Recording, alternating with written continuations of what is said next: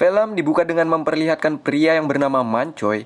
Ia malam itu sedang melakukan ritual yang telah ditugaskan oleh gurunya untuk meletakkan dufa ke semua peti mati yang ada di sana. Di tempat sana juga terlihat berjejer para vampir. Di jidatnya sudah ditempelkan kertas kuning yang bertuliskan huruf suci. Dengan itu para vampir bisa dijinakkan.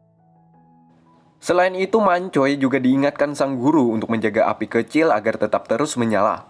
Tak berapa lama kita lihat api mulai mengecil dikarenakan tiupan angin yang cukup deras. Nah, hal itu pastinya akan membuat para vampir di sana juga akan ikut bergoyang mengikuti gerakan api.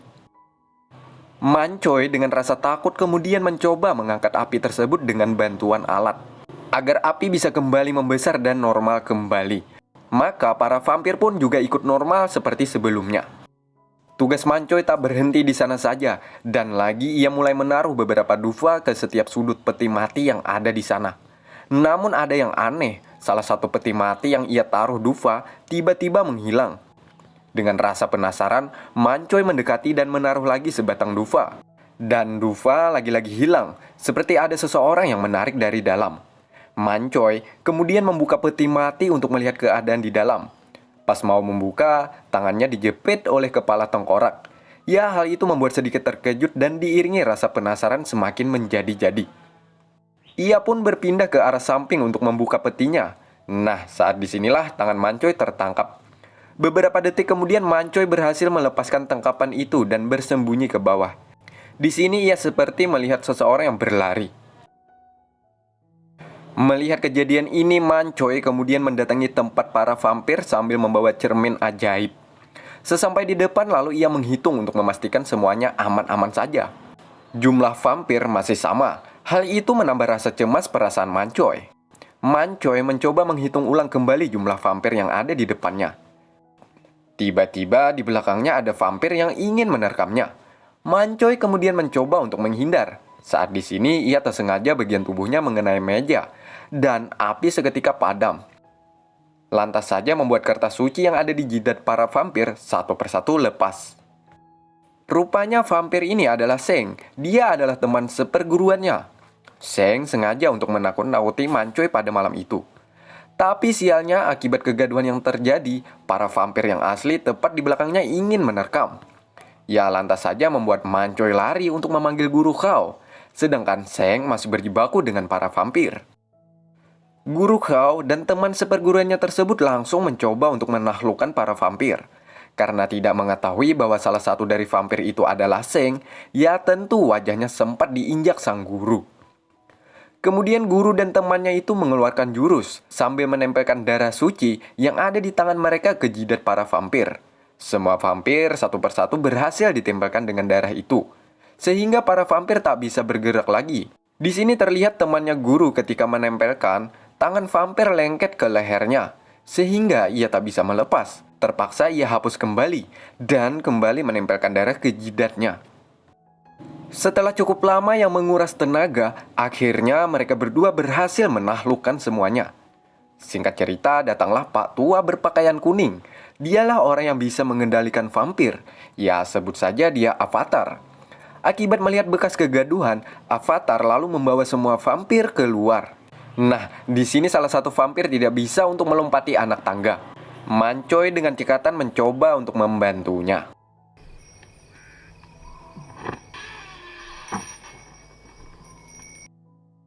Siang harinya di keramaian kota, Guru Khao dan Mancoy sedang berdiskusi.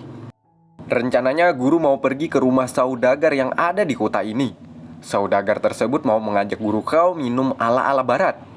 Dikarenakan Mancoy sering bikin masalah, di sini Guru Khao menyuruhnya untuk tidak ikut dengannya. Nah, di sini sang guru mikir-mikir lagi.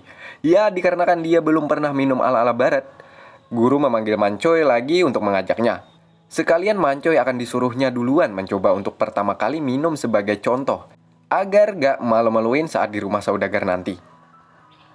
Singkat cerita, mereka berdua sudah berada di rumah saudagar yang bernama Tuan Yam. Di sini mereka juga dikenalkan dengan putrinya yang bernama Ting. By the way, Ting ini baru saja datang dari Eropa. Ya, itulah alasan mengapa ia berpakaian ala-ala barat gitu. Mancoy yang melihat dada Ting yang masih bersih tanpa noda itu, ya hal itu membuatnya gimana gitu. Sepertinya Mancoy mulai merasakan sesuatu yang tak biasa ia rasakan ketika bertemu seorang wanita. Sementara Tuan Yam, ia meminta Guru Khao untuk menggali dan memindahkan kubur ayahnya yang sudah 20 tahun yang lalu sudah meninggal dunia. Dikarenakan Guru Khao ini memiliki ilmu pengetahuan yang tinggi terhadap orang yang sudah mati, Guru Khao juga bisa menempatkan titik letak tempat strategis kuburan sang mayat agar berdampak baik kepada kehidupan anaknya nanti. Guru Khao belum sempat menjawab, tiba-tiba salah satu pelayan mengatakan bahwa ada seseorang ingin bertemu dengan saudagar. Singkat cerita, saat tinggal mereka bertiga, ada Ting, Mancoy, juga Guru. Mereka berdua memesan kopi hitam. Nah, di sini Guru yang tak bisa minum kopi ala-ala barat. Di sana terlihat ada 2 cangkir dan gula terpisah. Ya, lalu ia suruh Mancoy untuk pertama kali mencicipi kopi tersebut. Tak lama kemudian, Tuan Yam datang lagi. Di sini Guru Khao menyambung pembicaraan di awal tadi, mengatakan kepada Tuan Yam untuk mempertimbangkan lagi atas rencana penggalian kuburan. Karena risiko itu hanya ada 2, yakni akan merubah kehidupan jadi tentram dan buruknya akan menambah kekacauan pada keluarganya, bahkan merambat ke seluruh penduduk. Sementara di tempat Seng, bibinya menyuruh ia untuk menjaga toko kosmetiknya, karena rencananya akan ada wanita cantik yang akan membeli ke tempat sini. Dan benar saja Seng kemudian melihat dari bilik kaca. Ada seorang wanita yang begitu cantik, dialah Teng. Setelah melihat penampilan Teng seperti ini, di dalam pikiran Seng hanya ada satu, yakni pelacur. Sambil berbincang-bincang, Seng sambil menanyakan menuju ke arah seksual. Teng yang masih muda belum mengerti arti perkataan Seng, ia selalu menjawab pertanyaannya. Karena Seng adalah tipe lelaki polos, ia tak ingin berlama-lama berbincang dengan seorang pelacur. Ia malah menyuruh Teng untuk pergi ke Taman Hong Garden. By the way, Hong Garden adalah tempat para pelacur berkumpul. Teng yang tak tahu apa itu Hong Garden, ia pun keluar. Lalu tak sengaja Mancoy datang dan ia menanyakan apa Hong Garden. Mancoy pun menjawab bahwa itu tempat para pelacur. Ya, lantas saja membuat Teng marah besar kepada Seng. Setelah Mancoy katakan bahwa Teng ini adalah anak saudagar dan bukan seorang pelacur, ia pun merasa bersalah dan mau meminta maaf. Tapi apalah daya, nasi sudah jadi bubur. Teng pergi meninggalkan keluar tanpa kata. Untung saja ayahnya tidak mengetahui atas kejadian yang sebenarnya. Singkat cerita, tibalah acara penggalian kubur almarhum ayah Tuan Yam. Guru Khao yang ahli di bidang tersebut menjelaskan bahwa sang mayat dikuburkan secara vertikal atau berdiri. Hal itu membuat rasa penasaran Guru Khao, alasan apa jadi ia dikuburkan begini. Lalu guru menanyakan kepada Tuan Yam, sejarah sebelum wafatnya ayahnya. Di sini Tuan Yam mengatakan bahwa dulu ayahnya membeli tanah ini kepada peramal dengan cara memaksa. Karena konon jika dikuburkan di tempat ini akan membuat keturunannya akan menjadi lebih baik lagi. Nyatanya saat ini Tuan Yam malah merasa kehidupannya semakin memburuk. Dan inilah alasan kenapa ia harus memindahkan kuburan ayahnya ke tempat lain, berharap takdirnya akan menjadi lebih baik lagi. Sementara para penduduk sekitar yang dibawa oleh Guru Khao berhasil mengangkat peti mati ayahnya Tuan Yam. Seketika itu burung-burung berterbangan. Sepertinya akan ada sesuatu yang tidak beres. Saat peti mati dibuka, terlihat jasad yang masih segar, seperti orang yang baru saja mati, padahal jasad tersebut sudah puluhan tahun mati. Sampai di sini Guru Khao semakin menambah rasa cemas bahwa akan ada sesuatu yang tidak baik akan datang. Untuk mengatasi hal itu, guru meminta kepada Tuan Yam untuk membakar jasad almarhum. Dikarenakan Tuan Yam yang memiliki kuasa atas jasad ayahnya, saat itu ia menolak untuk pembakaran. Nah, di sini Guru Khao lalu mengambil jalan tengah. Guru memutuskan untuk membawa jasad ke rumahnya untuk ditempatkan di plot agar arwahnya bisa damai. Akhirnya mereka deal. Sementara Seng dan Mancoy sebelum pergi, mereka berdua disuruh untuk menaruh dufa ke setiap kuburan yang ada di sana. Saat melakukan tugasnya, Seng melihat kuburan wanita yang meninggal saat masih usia muda. Di sini Seng mendengar seperti suara wanita sedang memanggilnya. Namun Seng hanya menghiraukannya saja. Malam harinya, ada Guru, Seng, dan Mancoy sedang memandangi peti mati almarhum ayahnya Tuan Yam. Guru merasakan sesuatu buruk akan terjadi kepada Tuan Yam dan anaknya nanti. Untuk memastikan, Guru kemudian menyuruh mereka berdua untuk membuka peti mati tersebut. Dan benar saja, jasadnya tiba-tiba mulai membusuk dan kukunya memanjang. Sehingga guru menyuruh mereka untuk secepatnya menutup kembali peti mati ini, karena kemungkinan besar jasad itu akan menjadi vampir yang sangat menyeramkan. Guru kemudian menyuruh mereka berdua untuk mengambilkan tinta, pisau, benang, dan seekor ayam. Singkat cerita, guru Khao dengan pengalamannya mencampurkan darah dan tinta kemudian dibacakan mantra.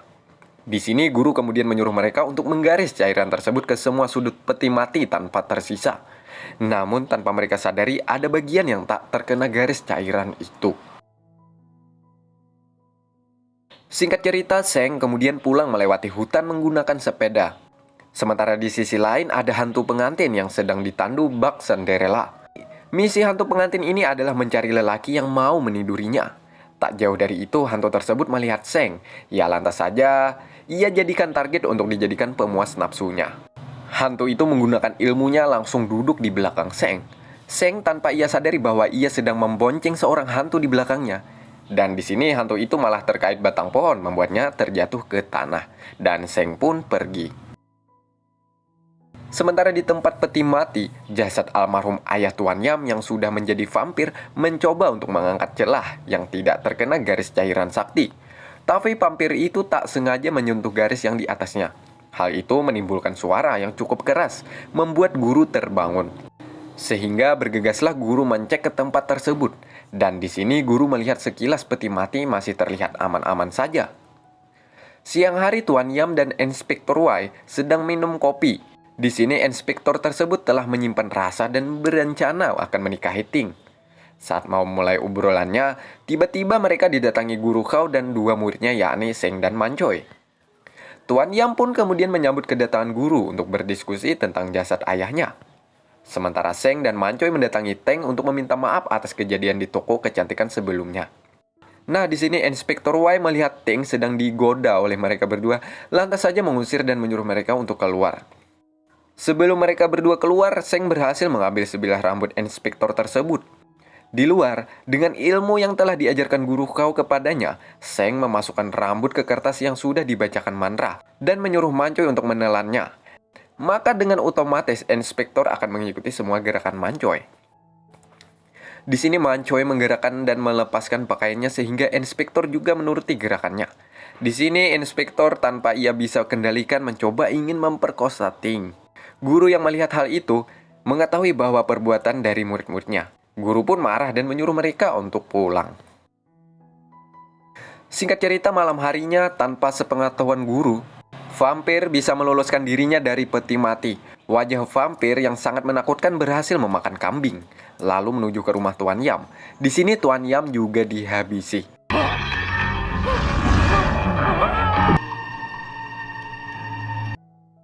Siang harinya terdengar bahwa Tuan Yam mati dengan cara brutal. Guru Khao juga datang untuk melihat kejadian tersebut. Terlihat dari bekas lukanya bahwa ia mati karena serangan vampir. Wai sebagai seorang inspektor ia menuduh guru Khao sebagai pelakunya. Karena koko guru Khao panjang dan Tuan Yam matinya seperti bekas kena gigit dan cakar. Apa boleh buat sebagai rakyat jelata, guru harus menerima hukuman tersebut. Sebelum dibawa ke rutan, ia berpesan kepada muridnya. Mancoy disuruh untuk mencek keadaan peti mati dan menjaga Teng malam ini. Jika vampir mendekat, usahakan jangan bernapas. Sementara Seng disuruh membawakan peralatannya ke rutan. Karena guru mengetahui bahwa jasad Tuan Yam akan menjadi vampir. Malam harinya di depan mayat Tuan Yam, ia dipaksa untuk mengakui bahwa guru pelakunya. Karena guru tidak mengakui, malam itu juga ia dikurung yang tak jauh dari sang mayat. Di sini tiba-tiba Seng datang membawakan peralatan milik guru. Nah, saat itu juga mayat tersebut menjadi vampir. Di sini guru gercep meramu cairan tersebut sambil menyuruh Seng untuk menempelkan kertas sakti ke jidat vampir itu. Dengan cepat Seng mencari vampir itu. Di sini ia sedikit kesusahan karena sempat kehilangan jejak sang vampir. Ketika sibuk mencari, tiba-tiba ia dikejutkan dari arah belakangnya. Seng sempat dijatuhkan sang vampir. Karena Seng memiliki ilmu bela diri, akhirnya dengan 1-2 gerakan, Seng berhasil menempelkan kertas ke jidat vampir.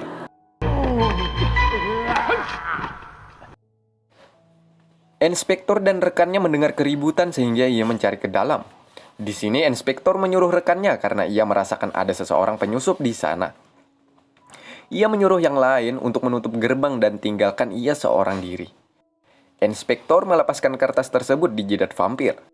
Meski Seng sudah memerintahkannya untuk jangan melepaskan, Seng malah ditembak saat itu. Untung saja tidak mengenainya. Dan di sini vampir itu berdiri kembali dan ingin menghabisi mereka berdua.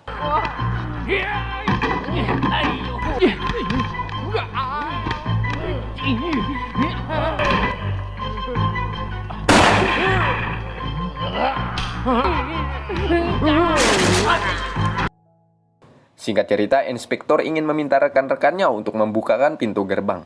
Saat dibukakan, setelah melihat ada vampir, rekannya menutup kembali gerbang tersebut. Lalu tinggallah mereka bertiga, menahan nafas agar tidak dicium keberadaan sang vampir. Karena merasa tak kuat lagi untuk menahan, di sini guru dengan sengaja memukul badan inspektor sehingga ia dengan spontan bernapas. Lalu sang vampir pun mengejarnya. Sementara guru mendapatkan kunci dan mulai meracik ramuan penangkal vampir. Menggunakan benang yang sudah diolesi ramuan tersebut, dengan mudah mereka berdua mampu menjatuhkan sang vampir. Lalu Seng menghabisinya tanpa ampun. Kemudian vampir tersebut mereka bakar agar tidak bisa bangkit lagi untuk selama-lamanya. Sementara di tempat Mancoy yang ditugaskan untuk menjaga Teng, ia didatangi vampir almarhum ayahnya Tuan Yam. Kedatangan vampir ingin membunuh Teng karena masih ada ikatan darah dengannya. Mancoy tak tinggal diam, ia membawa Teng lari ke dalam lemari sambil menahan nafas. Mereka menggunakan bambu sebagai pengalih perhatian. Namun itu tidak berjalan mulus. Mancoy malah menghembuskan napas tersebut tepat di depan wajah sang vampir. Ya tentu dengan cekatan sang vampir bertindak membuat bibir Mancoy doer. Mereka pun kemudian lari. Saat itu jugalah guru dan yang lain datang. Saat di sini Mancoy tergigit oleh sang vampir. Guru Khao pun sekali lagi menggunakan benang yang sudah diolesi mantra. Sementara Seng menjadi sebagai umpan. Sang vampir terluka parah saat mendapatkan serangan dari mereka. Kemudian vampir lari keluar sambil ditembak para anggota polisi yang dipimpin oleh Inspektor Y. Siang harinya Mancoy mendapatkan perawatan dari gurunya. Jika tidak diurus dengan baik, maka Mancoy akan berubah juga menjadi vampir. Guru menyuruhnya untuk menggerakkan semua anggota tubuhnya agar peredaran darah berjalan normal.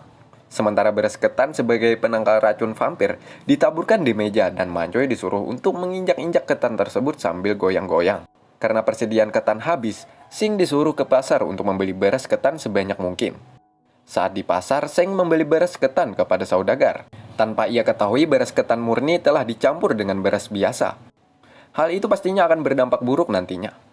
Lalu Seng mengangkat ketan tersebut untuk dibawanya pulang. Di tengah jalan, hantu pengantin yang telah menghipnotis penduduk sekitar. Seakan-akan ia diperkosa. Seng melihat hal itu langsung menolongnya, lalu mengantarkannya pulang. Dan disinilah terjadi aksi bercocok tanam antara Seng dan hantu pengantin. Akibat kejadian itu, Seng kesiangan membawa ketan. Di sini guru marah akibat melihat bekas cepokan yang ada di leher Seng. Guru kemudian mencek untuk diteliti bahwa bekas tersebut bukan olah dari manusia, tapi olah hantu pengantin. Singkat cerita, ketika Seng bangun, ia berpamitan kepada guru untuk pergi. Nah, disinilah guru kemudian bergegas mengikuti Seng. Benar saja, Seng rupanya ketagihan semongko milik hantu tersebut. Ketika hantu tersebut mau mendekati Seng, ia malah terpental. Rupanya tubuh Seng ditulisi huruf suci. Guru yang menghintip dari luar menggunakan mata batinnya melihat sosok asli hantu tersebut yang sangat menyeramkan. Guru pun langsung tancap gas. Ketika mereka mau melakukan aksi pencocokan tanam, perkelahian pun terjadi. Seng yang sudah terhipnotis, ia melihat gurunya seperti Inspektor Y. Hantu yang sudah kalah, namun Seng yang sudah terhipnotis menolongnya dan ingin menghajar gurunya sendiri. Hal ini dijadikan kesempatan bagi hantu tersebut untuk lari. Singkat cerita, Seng pun sadar dan tempat itu kemudian berubah menjadi rumah tua tak berpenghuni. Atas perbuatannya, Seng kemudian diikat di kursi dan Mancoy yang perlahan mulai berubah menjadi vampir juga diikat. Sementara guru menunggu di luar karena ia tahu hantu pengantin akan mendatangi Seng. Dan benar saja, angin seketika berhembus kencang. Sementara di dalam, Mancoy yang mulai berubah, ia menyerang Seng. Dengan susah payah, Seng menghindar setiap serangan Mancoy. Sedangkan hantu berhasil menemui Seng. Di sini guru tak tinggal diam. Sebelumnya ia menjatuhkan Mancoy, lalu ingin menghabisi hantu tersebut. Ketika hantu itu sudah tak berdaya lagi, Seng memohon untuk membiarkan dia pergi. Akhirnya hantu tersebut dibiarkan bebas dan tak pernah mengganggu Seng lagi. Siang harinya Manco yang mulai mengeluarkan taring harus dipotong dan dimandiin di air hangat. Karena masih ada kesempatan untuk mengembalikan Mancoy menjadi manusia normal. Malam harinya guru menghadiri mayat yang bekas kena serangan vampir. Di sini jasad tersebut harus dibakar, sedangkan di rumah sang vampir kembali datang untuk membunuh Teng. Ketika ketakutan semakin menjadi-jadi, dengan waktu yang pas guru datang untuk menyelamatkan Teng dan inspektor yang sudah terpojok. Perkelahian pun terjadi. Saat itulah Avatar juga datang dengan vampir-vampirnya dan menyuruh vampir untuk membunuh vampir. Namun usaha tersebut tak berhasil. Sang vampir pun tak sengaja menginjak beras ketan. Hal ini dijadikan kesempatan bagi mereka untuk menangkap vampir tersebut dan menyuruh salah satu mereka untuk menghirup napasnya agar syarat vampir bisa dibunuh. Akhirnya dengan pukulan kayu yang besar, sang vampir bisa dijatuhkan. Lalu semua vampir yang ada di sana harus dibakar. Mancoy bisa diselamatkan, begitupun dengan Teng. Ia juga selamat, sementara yang lain juga merasakan bahagia. Meski Avatar sedikit tidak ikhlas karena vampirnya juga harus dibakar. Dan film pun berakhir. Kijok, bungo.